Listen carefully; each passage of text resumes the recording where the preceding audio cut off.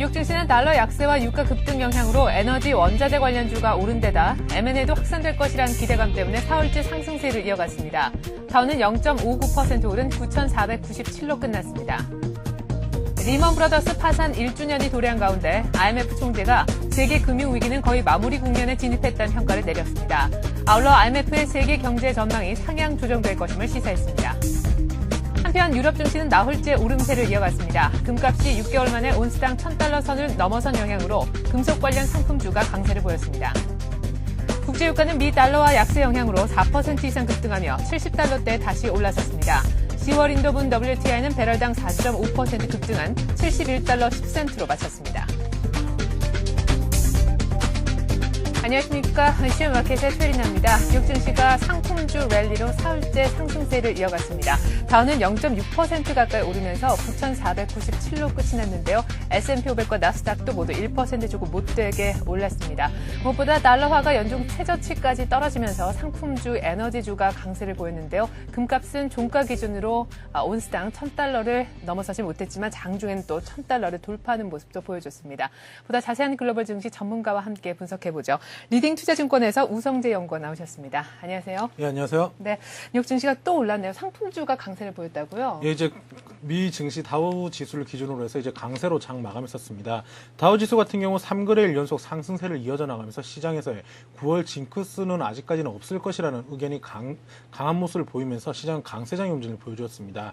결국은 지금 다우 지수는 9,497포인트대 0.59% 상승으로 장 마감을 했었고 S&P 지수 그리고 나스닥 지수 또한 1,000선과 2,000선을 강하게 지지해주는 모습을 보이면서 시장에서의 안도감이 커지는 모습을 보여주었습니다. 결국은 다우 지수 지금 계속적인 강세장의 움직임을 보여주고 있는데 업종별 순환매의 움직임 보여주고 있습니다. 어제 같은 경우 금융주들이 혼조장세 움직임을 보여주었었지만 지금 원자재 관련 업종들 그리고 이제 유가 관련 업종들이 강세를 보여주면서 시장의 지수의 상승을 견인하는 모습을 보여주었습니다. 예, 다우지수의 일봉 차트를 한번 보시겠습니다. 네. 예, 다우지수 지금 이제 9,600선까지 상승한 이후에 지금 시장에서의 차익 매물 욕구가 커지는 모습을 보면서 약세장으로의 전환에 대한 우려감이 나오는 모습도 보여주었었지만 결국은 5일과 20일 이평선 위로 안착하는 모습을 보이면서 시장은 강세장의 움직임을 보여주고 있습니다. 결국 다우지수 어제 같은 경우에도 그 고점을 계속 높여나가는 모습을 보이면서 9,497포인트대 9,500선에 근접하면서 상승으로 장 마감했었습니다. 다우지수의 분봉 차트를 한번 보시겠는데요. 네. 다우지수 지금 장중 흐름세 계속적으로 좋은 모습을 보여줬습니다. 장 초반 강세로 출발한 이후에 9,500선을 일시에 돌파하는 모습을 보여주었지만 결국은 9,500선을 돌파하지는 못했었지만 계속적인 강세장의 흐름을 보여주면서 시장은 강세 움직임을 보여주었습니다. 결국은 다우지수 오늘 또한 이제 이러한 강세장의 흐름을 이어져 나갈지 여부가 좀 중요할 것으로 예측되고 있는데요.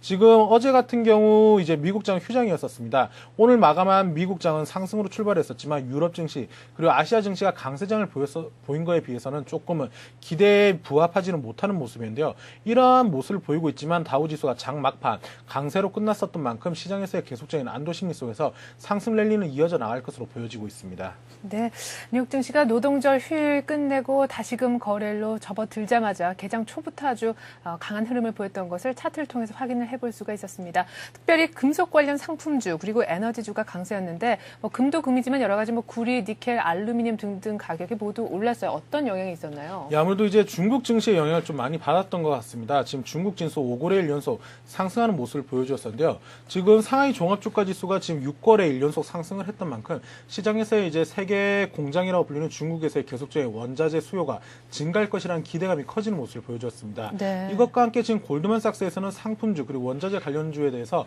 지금 목표치를 상향하는 모습을 보여줬었는데요. 골드만삭스 같은 경우 금속 가격에 대한 전망치를 상향을 했었습니다. 경기 회복에 대한 기대감이 커지고 있는 가운데 구리 3개월물 가격을 2010년 말까지 톤당 7,650달러까지 상승할 것으로 전망하는 등 대부분의 원자재들을 목표 주가를 상승하는 모습을 보여주었습니다.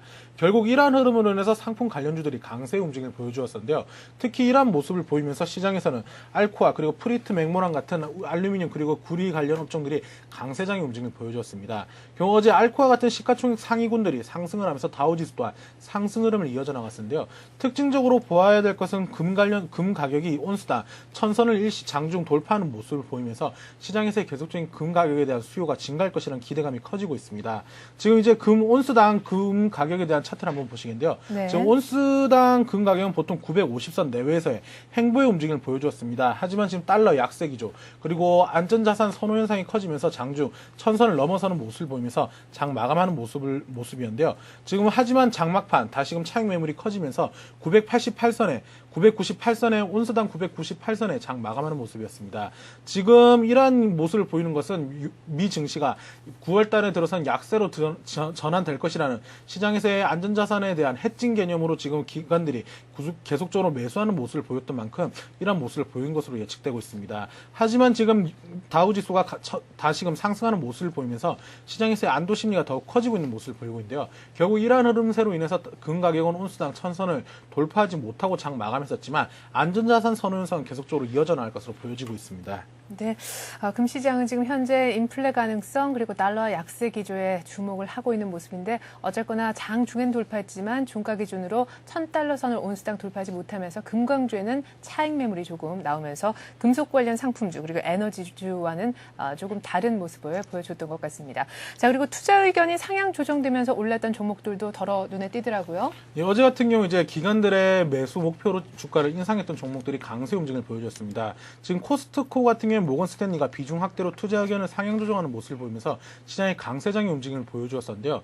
이것과 함께 갭 또한 2% 상승하는 모습을 보여주었습니다.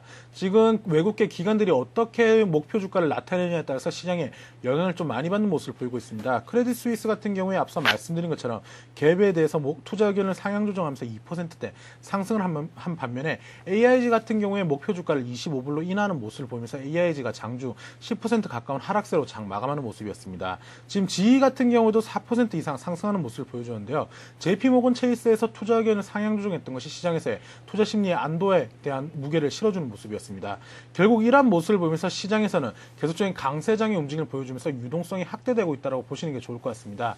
지금 아직까지 투자처를 찾지 못한 자금들이 시중에서 꾸준히 유입되고 있는 모습을 보이면서 외국계 기관들의 목표 주가 인상이 시장에서는 큰 힘을 발휘하는 모습을 보였는데요. 결국 이러한 흐름세로 보았을 경우 다우지수 지금 전 고점이었던 9,600선까지 안착을 할지 9,600선까지는 무난히 상승할 것으로 보여지고 있습니다. 하지만 9,600선 이후 다시금 안착할지 여부는 조금은 확인하시면서 시장을 접근하셔야겠습니다. 네, 일단 전반적으로 투자 의견 상향 조정돼서 오른 종목도 있었고 상품주가 또 강세를 보이면서 상품주 관련 종목들도 모두 올랐다라는 말씀도 앞서서 한번 전해 들어봤습니다. 자, 특별히 유가가 또 많이 올라서요. 에너지주도 좀 많이 뛰었죠. 예, 이제 국제 유가가 상승을 하면서 이제 에너지 관련 업종들도 강세의 움직임을 보여줬습니다. 지금 시가총액 상위군인 엑스모빌 그리고 쉐브론 같은 경우도 2%대 이상의 상승하는 모습을 보여줬었고 에너지 업종 또한 3%대의 강세장의 움직임을 보여줬습니다. 유가 같은 경우는 배럴당 71달러를 돌파하는 모습을 보이면서 결국은 70불 위로 안착하는 모습을 보였습니다. 지금 결국 이러한 모습을 보인다는 것은 시장에서의 안도감이 커지고 있는 모습과 함께 달러 약세 기조가 시장에 영향을 미치는 모습인데요. 하지만 지금 유가가 계속적으로 어제 같은 경우에 4%대 급등을 했었지만 아직까지는 시장에 대한 흐름이 방향성이 명확하게 잡히지 않았던 부분을 생각을 한다고 했을 경우 유가가 다시금 70불선 밑으로 하회할 수도 있기 때문에 이러한 부분을 염두하시면서 시장을 접근하셔야겠습니다. 그러게요. 갑자기 또 훌쩍 유가가 71달러 선까지 간 걸 보면 또 훌쩍 내려갈 수도 있겠다는 생각이 듭니다. 이렇게 여러 가지 종목 또 업종군들 얘기를 조금 해봤는데 굵직굵직한 지표도 혹시 발표가 됐습니까? 고용 지표가 하나 나온 것 같아요. 예, 지금 이제 8월 고용 추세가 이제 발표가 있었습니다. 고용 추세 지수는 이제 0.1% 하락하는 모습을 보이면서 아직까지 실업률에 대한 안도감은 조금 시기상조라는데 무게가 실리는 모습을 보이고 있습니다. 지금 이제 고용 추세 지수가 0.1% 하락하면서 올해 지금 실업률은 9.5%에서 9.7%로 상승하는 모습을 보였던 만큼 실업률이 안정화로 진입하기에는 조금은 멀었다라는 게 시장에서의 중론으로 보여지고 있습니다. 결국은 이러한 실업률이 계속적으로 하향 추세로 전환되지 않았을 경우 시장에서의 내수 경기 회복에 대한 무게감이 조금 실리지 않을 수 있기 때문에 이러한 것들은 조금 시장에서 악재로 적용될 것으로 예측되고 있습니다. 이것과 함께 8월 자영 자영업자, 낙관자 지수는 상승하는 모습을 보이면서 시장에서는 지금 고용 추세 지수와는 다르게 또 시장에서 안도감을 주는 모습을 보이고 있습니다. 결국은 지금 자영업자 지수는 상승으로 전하는 모습을 보여주었는데요. 지금 전월의 86.5보다 2.1포인트 상승한 88.6으로 나타나는 모습을 보이고 있습니다. 결국은 이러한 흐름세로 인해서 시장에서는 지금 지표별 혼조세의 움직임을 보여주고 있는 가운데 지금 7월 소비신용은 6개월 연속 감소하는 모습을 보이고 있습니다. 실업률이 안 좋은 만큼 소비자 신용 또한 계속적으로 감소하는 모습을 보이고 있는 만큼 네. 시장에서의 우려감이 나오고는 있지만 아직까지 이러한 것들이 시장에서 큰 영향을 미치는 못하고 있습니다. 하지만 만약 지수가 약세로 전환됐을 경우 이러한 것들이 다시금 악재로 작용될 수 있기 때문에 이러한 부분은 조금 계속적으로 염두를 하시면서 체크를 하셔야 될 것 같습니다. 네, 노동절 휴일 이후에 다시금 개장한 뉴욕 증시가 상품 관련주 랠리 때문에 오르긴 했습니다만 사실상 이렇게 재개장되기 전까지만 해도 지금까지 또 빠르게 올라왔기 때문에 조정받을 때가 오지 않았나라는 어떤 비관론자들의 전망도 역시나 만만치가 않았습니다. 그 이유 중에 하나가 지금 현재 S&P 500의 PR이 한 17배를 넘겼다라는 것이었는데요. S&P 500 기업들 내년도 이익이 25% 증가할 것이다 하는 분석이 나왔더라고요. 예, 일단 이제 S&P 500 업종에 상장되어 있는 기업들의 실질적인 순이익률이 25% 이상 증가할 것이라는 리서치 보고서가 나왔습니다. 결국 이것과 함께 지금 S&P 500 지수에 대한 내년 말 전망치를 1100으로 지금 상향 조정하는 모습을 보여주었는데요. 결국은 지금 이러한 모습을 보이면서 시장에서의 안도감이 더욱더 커지고 있는 모습을 보이고 있습니다. 하지만 지금 골드만삭스에서 나왔던 이번 리서치 보고서를 좀 자세히 봤을 경우에는 S&P 500 지수가 1100포인트를 내년은 돌파를 하겠지만 이게 단기간에 올라오기보다는 시장에서의 롤러코스터 장세 속에서 급등락이 계속적으로 나올 것으로 보여진다라고 전망을 했었습니다. 지금 이것과 함께 다우지수는 지금보다 10% 높은 1400포인트로 지금 시장 전망치를 상향 조정하는 모습을 보이고 있습니다. 결국은 시장이 지금 내년 올해 3분기부터 경기 회복 기조로 전환되고 있는 만큼 시장이 강세장의 움직임을 보여주고 있겠지만 장중 지금 미 경제보다 빠르게 상승했던 미 증시였던 만큼 시장에서의 단기 차익 매물 욕구가 커질 수도 있다는 부분을 염두를 하셔야 될 것 같습니다. 이것과 함께 지금 IMF 총재가 지금 리먼 사태 위기 이후에 지금 이러한 부분들이 대부분 다 회복되고 있다라는 이야기를 내놨었는데요. 리먼은 9월 13일 날 이제 상장 폐지가 된 이후에 지금 계속적인 급락세 지수가 급락세 움직임을 보여주었습니다. 하지만 지금 경기 회복 기조로 전환되고 있는 모습을 보이면서 시장에서의 안도감이 나오며 금융주가 강세장의 움직임을 보여주었던 만큼 이러한 부분들이 대부분 회복세로 전환되고 있다는데 무게감을 실어주고 있는 모습을 보이고 있습니다.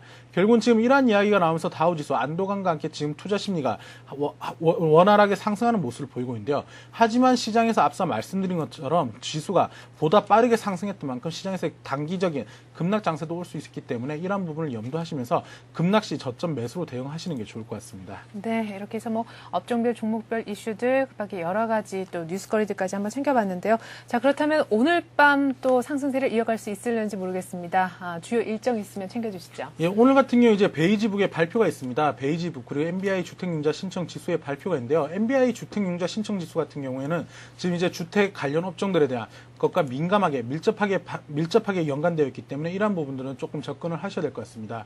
또한 이제 지금 유가가 계속적으로 어제 같은 경우 71불을 돌파하면서 상승하는 모습을 보여주었었는데 주간 원유 재고가 37만 2천 배럴이 감소할 것이라고 예측이 나오고 있는 가운데 과연 이런 유가가 얼마만큼 감소할지가 유가에는 좀 민감하게 반응할 수 있을 것으로 예측되고 있기 때문에 이러한 것들은 조금 체크를 해보셔야 될 것 같습니다. 결국 유가가 지금 예상하고 있는 것보다 감소폭이 작았을 경우에는 시장이 또다시 유가가 약세로 전환될 수 있기 때문에 이런 부분을 염두를 하시되 지금 오늘의 가장 중요한 것은 베이지북의 발표입니다. 지금 7월 달에 발표했었던 베이지북은 경기가 회복 기조로 전환되고 있다 쪽으로 무게를 싣고 있었는데 과연 이번 베이지북 발표에서 어떠한 식으로 시장에 대해서 언급을 할지 여부가 시장에서는 좀 민감하게 반응할 수 있기 때문에 이런 부분을 체크하시면서 접근하셔야겠습니다.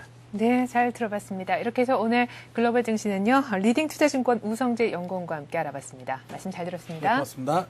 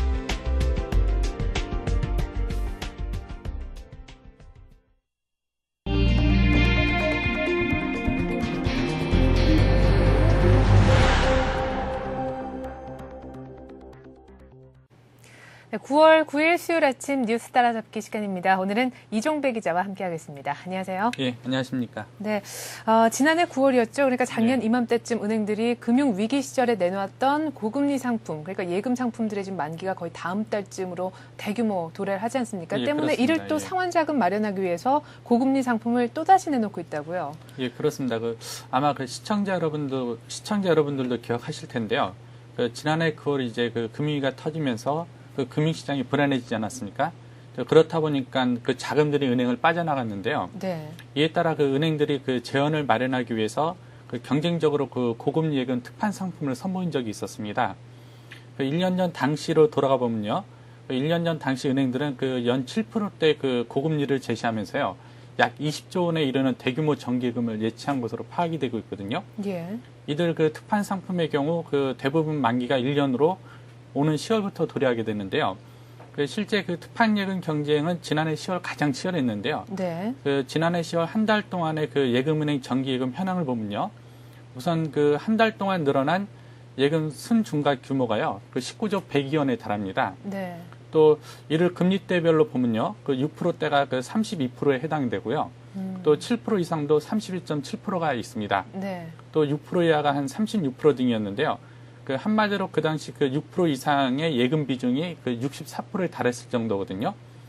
그만큼 은행들이 이제 재원 조달을 위해서 특판 예금 출시 등을 통해서 경쟁적으로 돈을 끌어모았다도 과언이 아닙니다. 네, 고금리 예금을 상환하기 위해서 또다시 고금리 상품을 지금 만들어서 팔고 있다. 금리 부메랑 네, 현상이 그렇습니다. 지금 벌어지고 있다는 느낌도 드는데 예. 부작용은 없겠습니까? 지적하신 대로 이제 금리 부메랑에 있다라는 현상이 나타나고 있는데요. 은행들이 지난해 판매한 고금리 예금 상환 자금 마련을 위해서요.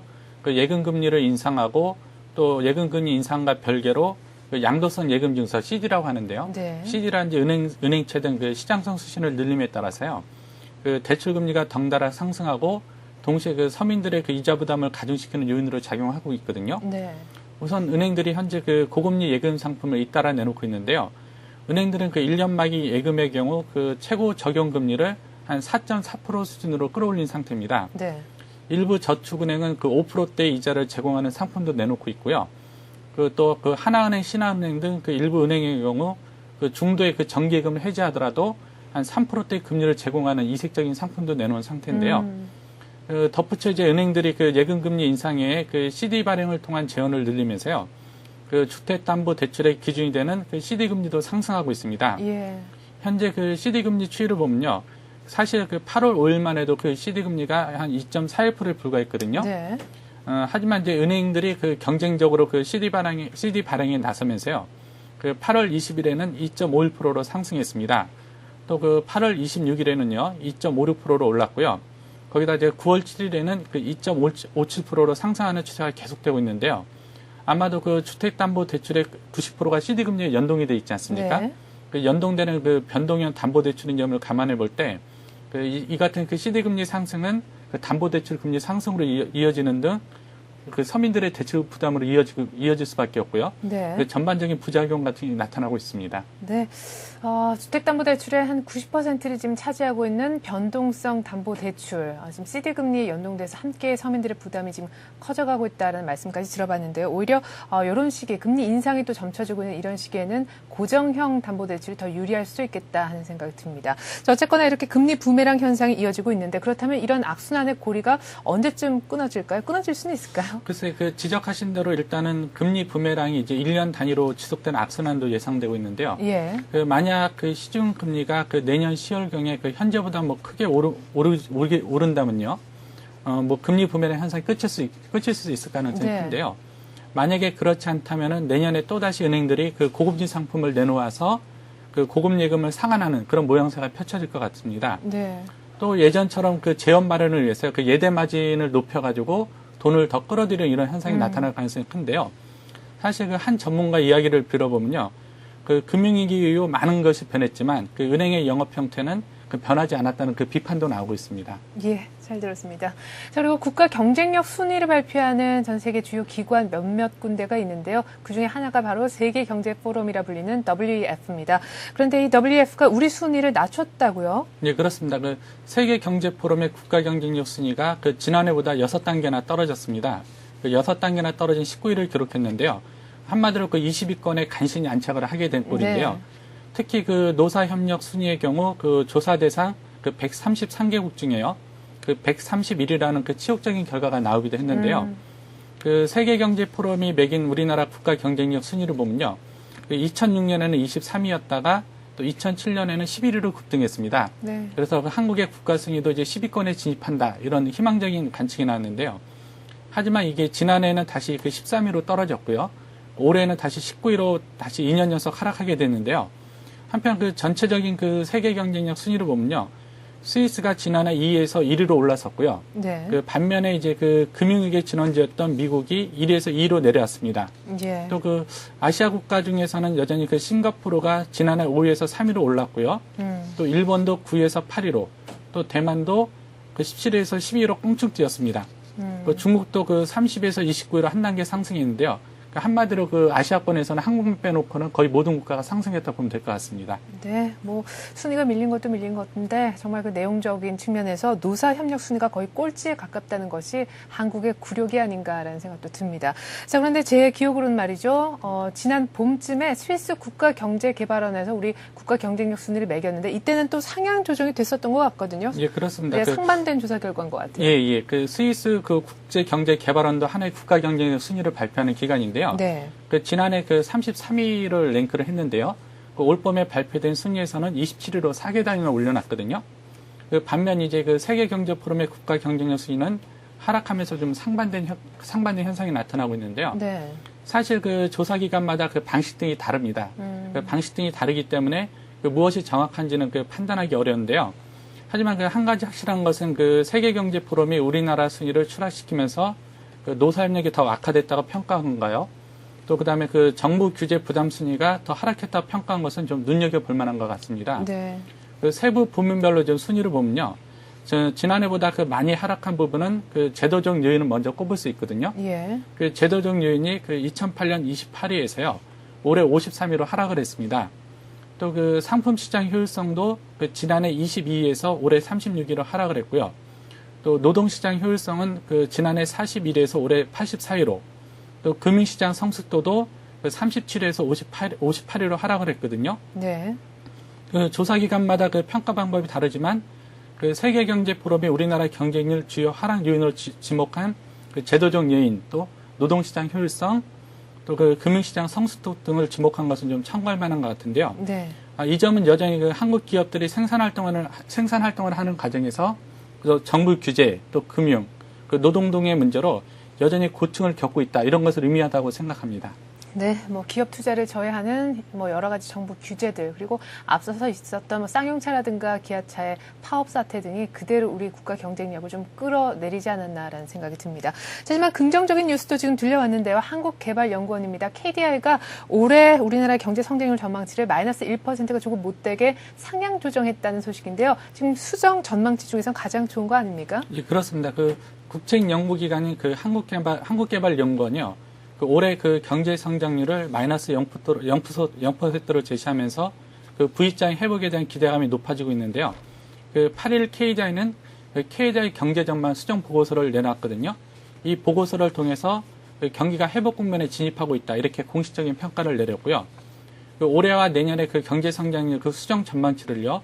올해는 마이너스 0.7%, 그 내년은 그 플러스 4.2%로 올렸습니다. KDI는 지난 5월 그 2009년 상반기 경제 전망에서 올해 마이너스 2.3%, 그 내년 플러스 3.7%를 제시했는데요. 그 사실 그 2달 전만 해도 그 주요 기관들이 전망한 올해 경제 성장률은 마이너스 1%대가 대세했는데요. 그 한국은행이 종전에는 그 마이너스 2.4%를 제시했는데요. 그 수정 전망에서는 그 마이너스 1.6%로 높였습니다. 또 금융연구원의 경우도요. 그 당초 마이너스 2.8%를 제시했는데요. 그 수정 전망에서 마이너스 2.8%로 높였고요. 그 LG경제연구원도 그 마이너스 2.1%에서 마이너스 1.7%로 상향 조정했습니다. 네. 그 KDI는 이보다 더 낙관적인 마이너스 0.7%를 제시했는데요. 네. 사실 그 마이너스 0.7% 성장률은 플러스 의미로도 해석될 수 있거든요. 네. 하반기 이제 당초 예상보다 조금 더 선전한다면은 한국 경제가 올해 그 당초 예상을 깨고요. 그 마이너스 성장에서 플러스 성장으로 반전할 가능성도 높아 보인다고 평가한 것 같습니다. 네, KDI가 이렇게 성장률 전망치를 좋게 보는 원인, 수출도 잘 되고 재정적인 효과도 좀 빨리빨리 나타나고 이런 것들 때문이 아닌가라는 생각이 듭니다. 자, 이렇게 해서 오늘 아침 뉴스 따라잡기 시간은요, 서울경제신문 이종배 기자와 함께 해봤습니다. 이 기자 말씀 잘 들었습니다. 네, 감사합니다.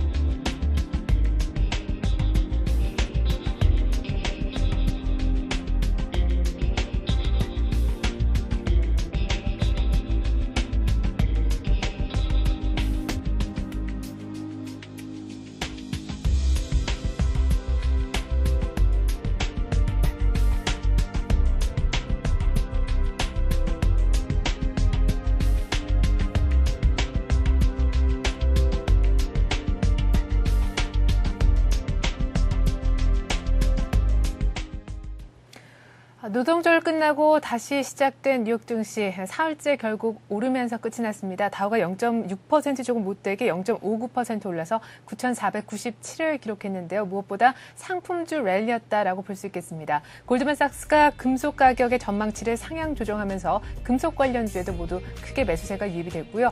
달러화가 연중 최저치를 기록하면서 유가가 4% 이상 급등하면서 에너지주에도 크게 매기가 쏠리는 모습이었습니다. 보다 자세한 우리 장 소식 1시간 뒤에 출발 신승씨에서 해드리겠습니다. 고맙습니다.